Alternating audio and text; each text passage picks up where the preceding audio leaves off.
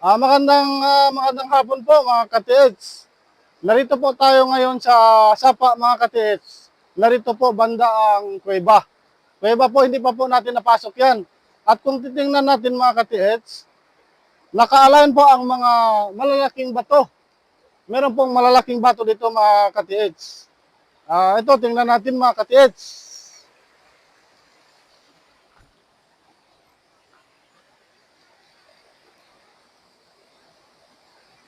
Ang isang bato na ito mga ka-TH, meron po siyang hole.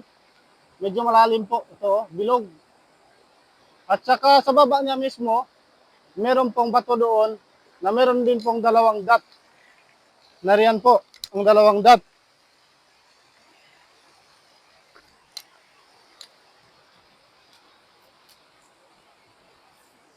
Ayan, dalawang dot po. Para po siyang pointer na kung titingnan natin na ang dalawang dot na yan ay 2 metro. Narito po ang isang bato. Ito. Narito po ang isang bato na meron pong dalawang hole din dito na para po siyang salamin. At saka narito po narito po ang isang hole. Ito po, narito. Sa aking analyze po mga ka-TH, ito po ay isang pointer. Ginawa po itong pointer ang ulo ng bato na ito.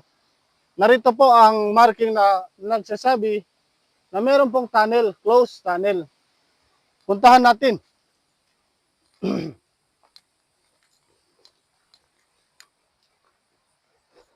Siguro mga 10 metro lang po ang layo din. Ganon din po kalayo, 10 metro. Ito mga ka-TH, mga ka-viewer, sa tingin nyo, legit kaya ito? Half hole po, half hole. Nangangahulugan po ito na tunnel. Tunnel po, half hole. Naka-letter C po yan, naka-letter C. Kaya medyo lumit na lang po itong bato. Binasag po ang kalahati nito, binasag. At saka pinatusok po ito. Siguro po, nasa mga 10 pulgada po ang lalim ng butas na ito, mga ka-TH. Pero hindi pa natin nahukay, baka meron pa itong karugtong sa baba.